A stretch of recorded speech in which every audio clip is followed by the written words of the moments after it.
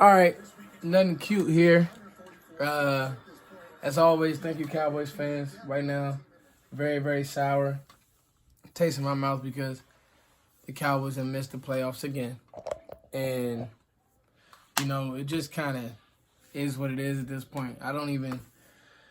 You watch the game, you try not to get too emotional, too high, too low. Listen, I wrote down early on in the game, Dallas, they weren't taking advantage of Philly's mistakes. Got some stops. You forced them to three early. You don't drive. You don't get any points off that. Then they go up 10-0 with the pass to Goddard in the end zone, and you don't really make any plays until late in the second. And then you fiddle around all game, and I know the excuses are going to be the drops. I know the excuses are going to be Dak Prescott's injury. I really thought that you wasted a good defensive effort. I know that they didn't have, and that's the fact. The facts are right there. Philly didn't have their starters out there. But while it was clear that Dallas had the better talent and was the better team, when you don't have heart, when you don't have grit, when you don't have any true leaders, there's not one true leader on this team. And that's really the saddest thing. It's literally just a bunch of guys put together. But to say that there's a team, the Cowboys don't have any leaders on that team. They don't have a leader on that team. I love four. I don't call Dak Prescott really a leader.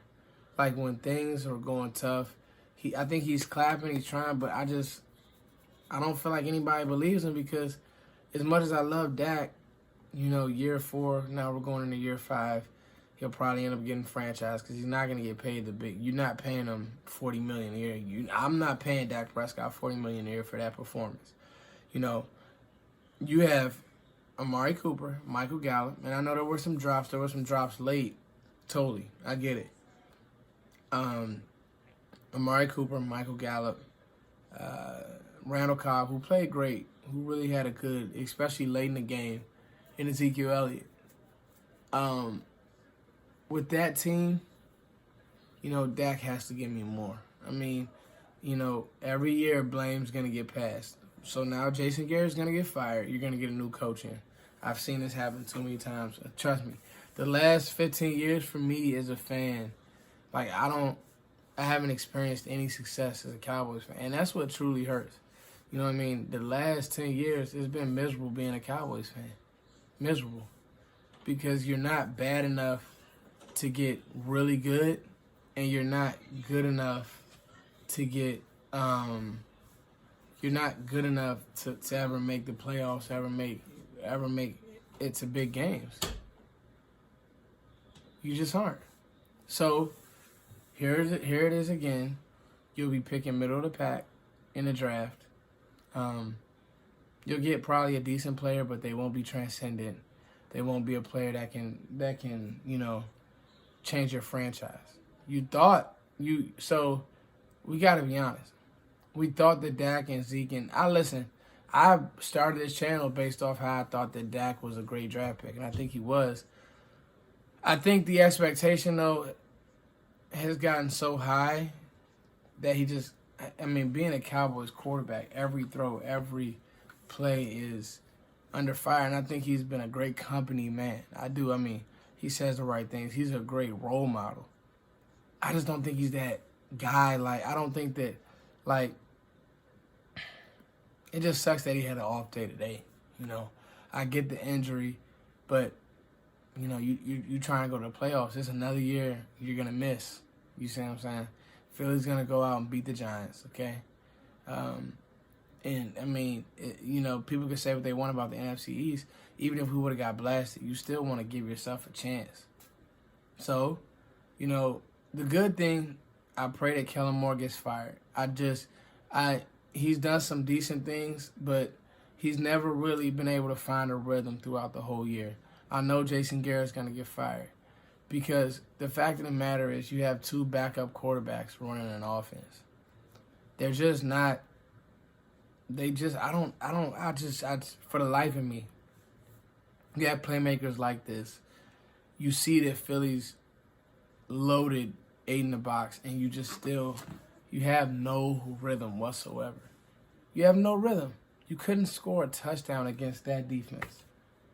That Philly defense, which is good, they're not great. I mean, they're not even really good to me. You couldn't score a touchdown on freaking Sidney Jones, dog. He's a bum. He's a bum. Man. And, you know, right now you're out the playoffs, and everybody's going to be scoreboard watching next week, but just put me on my misery. I'm going to start getting ready for the draft and start looking at prospects.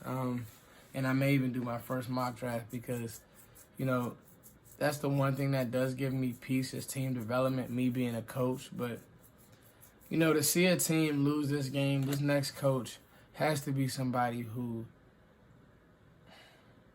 is a man's man, dog. Like, don't go get an X's and O guy. Get somebody who has the pulse of a locker room. Get somebody who, you heard Doug Peterson's speech, and that was good, Doug Peterson.